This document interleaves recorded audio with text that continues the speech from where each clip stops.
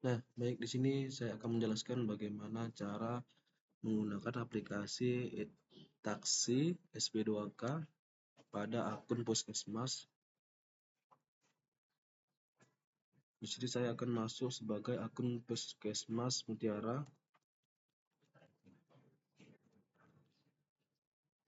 Setelah login, maka akan tampilan seperti ini pada akun Puskesmas Mutiara maupun akun-akun lain pada level Puskesmas. Di sini terdapat menu dashboard, profile, JKN, BOK, SPM. Dashboard ini ada keterangan mengenai jumlah data Puskesmas, jumlah data bidang, dan jumlah akun atau pengguna dari aplikasi ini serta kalender. Dan berikutnya ada menu profile. Menu profile ini ialah detail dari akun tersebut. Bisa diubah nama ininya di sini, misalkan operator Mutiara.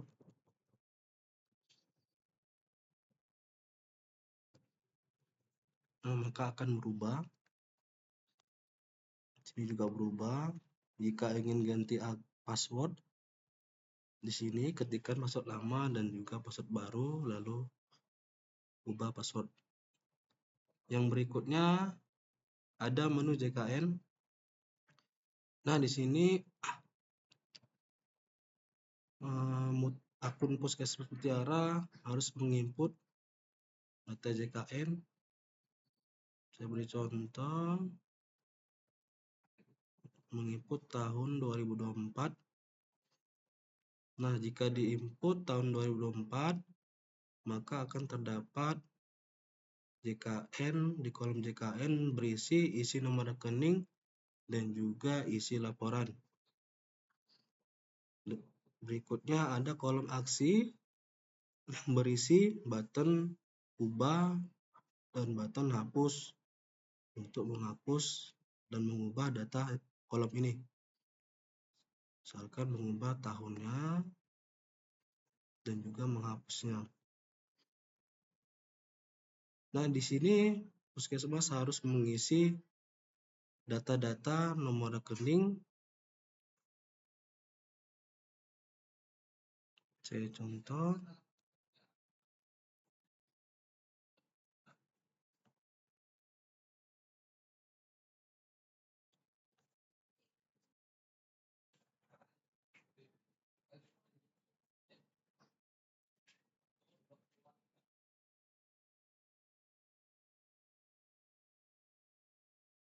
Bukan.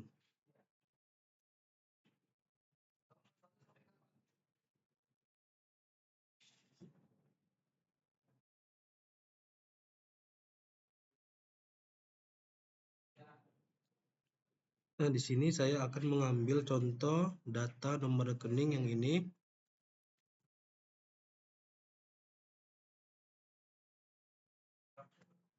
Ini sebagai sampel saja untuk mempercepat.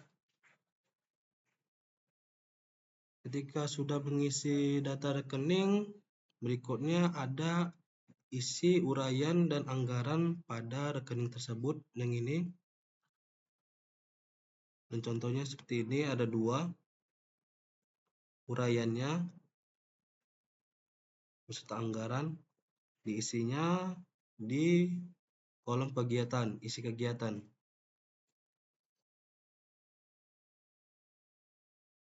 Misal saya ambil ini. Karena di sini kosong anggarannya, di sistem harus dibuat kosong. Lalu simpan. Nah, di sini dari satu data nomor rekening terdapat 2 uraian kegiatan beserta anggarannya. Lalu ditambahkan lagi anggarannya, copy. Nah, di sini tidak boleh diisikan titik, koma beserta tanda baca lainnya. serta juga huruf. Di sini harus angka saja.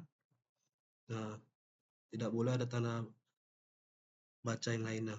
Lalu simpan. Nah, inilah hasil dari data nomor rekening dengan 2 uraian kegiatan beserta anggarannya. Jika lebih dari satu nomor rekening bisa diinput kembali. Seperti contoh di sini harus menginput sampai dengan selesai.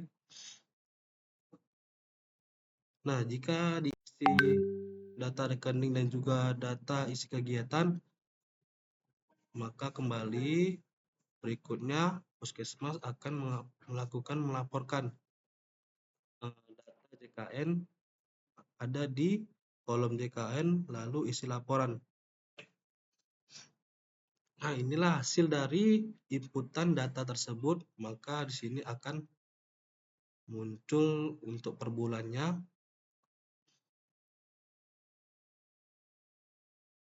Di sini Puskesmas tinggal menginput per bulannya di anggaran ini, misal di bulan Agustus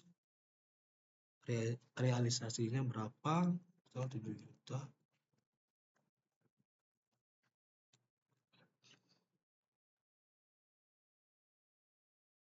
Nah, ini misalkan realisasi bulan Agustus pada uraian titik. Ini karena kosong tidak perlu diisi. Maka total dari bulan Agustus maka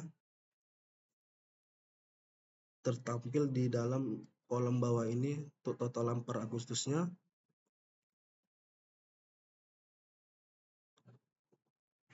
Lalu untuk jumlah ini total dari bulan Januari sampai Desember, di sini akan bertotal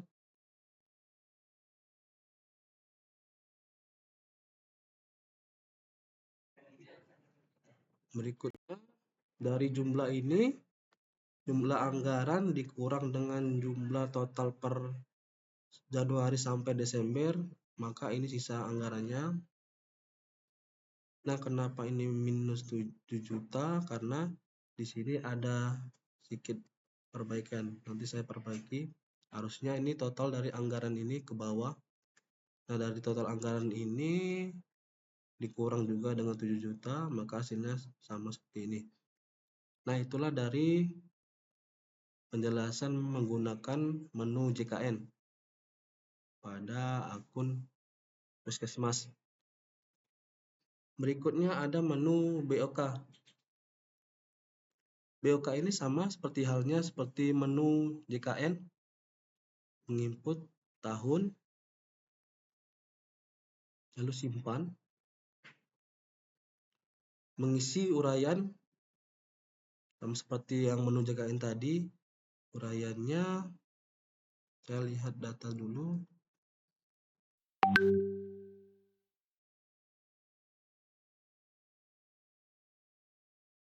BOK.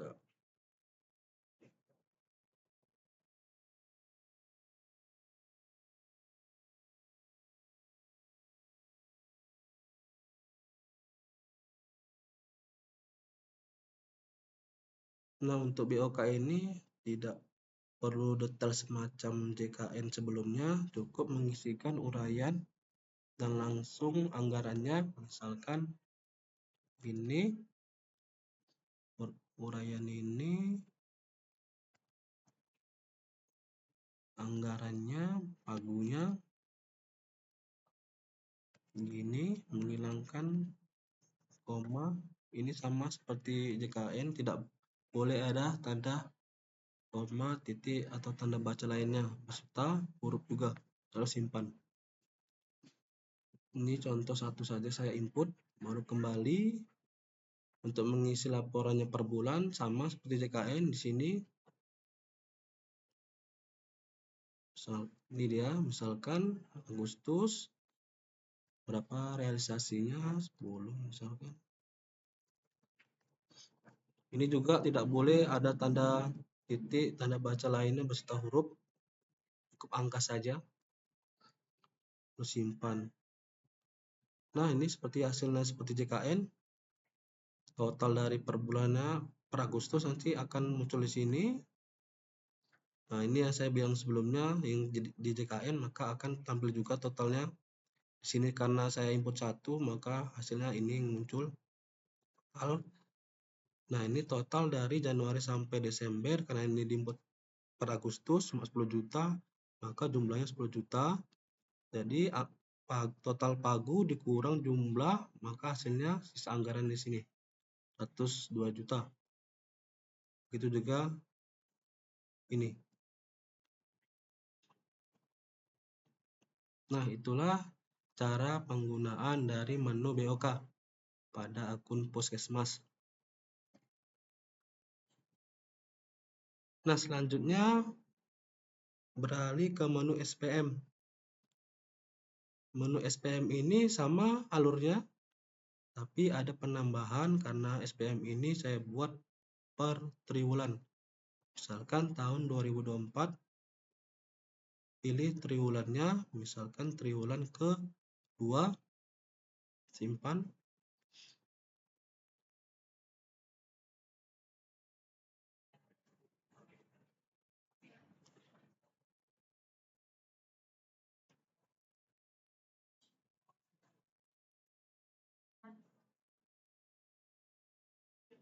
Lalu ini ada detail hasil yang diinput, tahun, triwulan kedua, isi laporan, dan ada aksi ubah dan hapus. Untuk mengisi data SPM cukup mengklik ini isi laporan. Nah, di sini ada yang berbeda dari dua menu sebelumnya, JKN dan BOK. Di sini sudah memecah data menjadi 12 jenis layanan SPM. Saya lihat contohnya.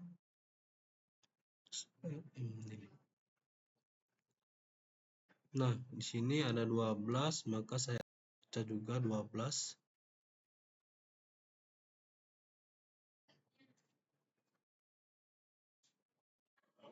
Misalkan di status ini karena dia belum ada menginput data jenis pelayanan nomor 1, maka statusnya belum terinput dan juga pencapaian persennya belum ada. Nah, untuk menginputnya klik ini belum. Inilah bentuk. Untuk memperbesar bisa klik ini. Inilah bentuk form dari SPM pada jenis layanan yang pertama, yaitu pelayanan kesehatan ibu hamil. Nah, di sini Puskesmas hanya menginput ini. Misalkan ini langsung total genap pencapaian persennya. Saya buat misalkan 70, 50, 20, 50. Dan juga ini juga diisi manual.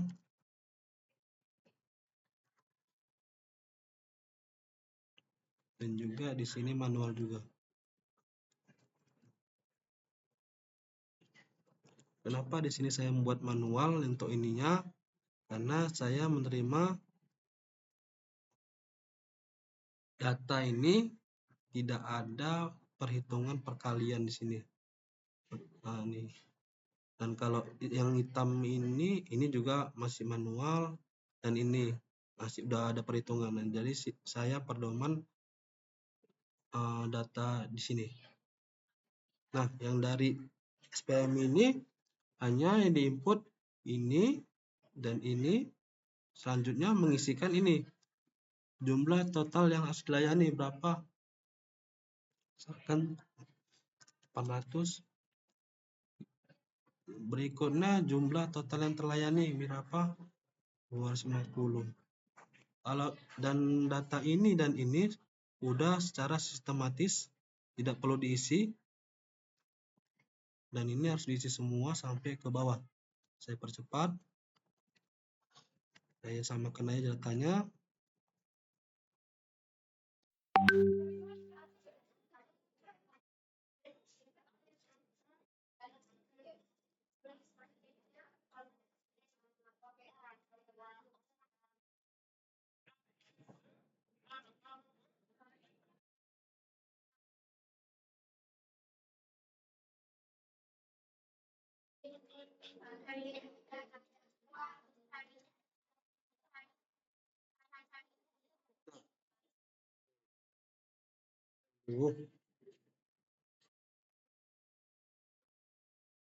Nah, inilah data yang harus diisi untuk puskesmas.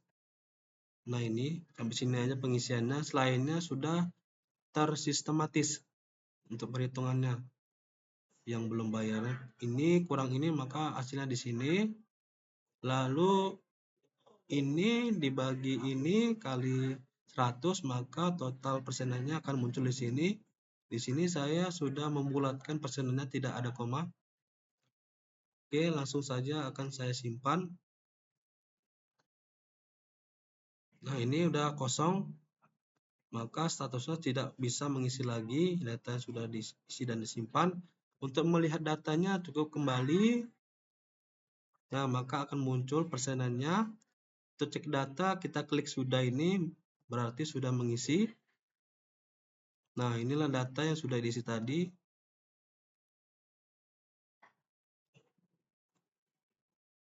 Sudah tersistematis. Makanya kenapa ini 0? Untuk memunculkan cukup klik lagi ini. Nah, maka akan muncul totalnya.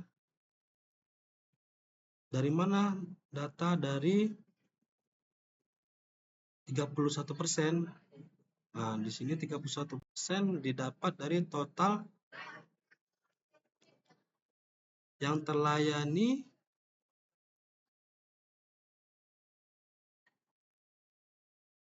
Ini kali, berapa persen ya?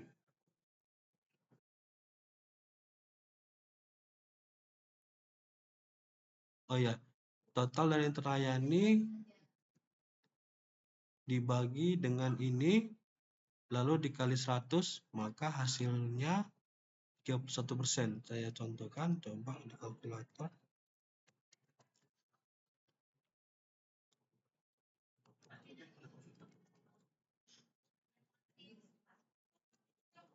Rp3.000 dibagi 1.600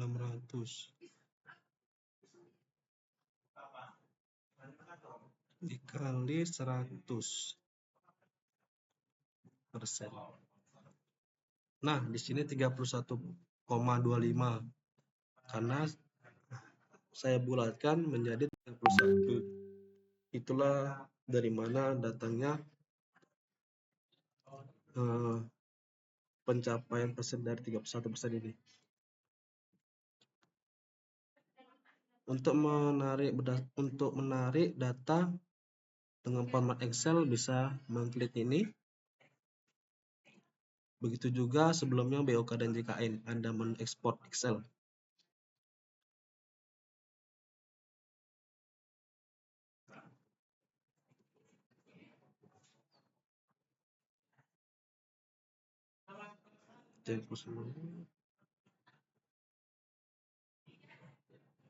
Mana ini?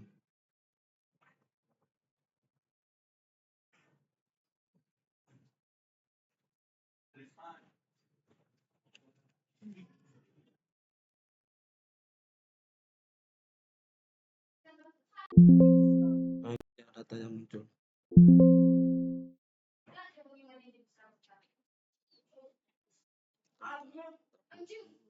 Ambil ini tadi. Yes. Nah, inilah data yang ditarik. Data pelayanan kesehatan ibu hamil di triwulan 2 tahun 2024. Inilah data yang ditarik.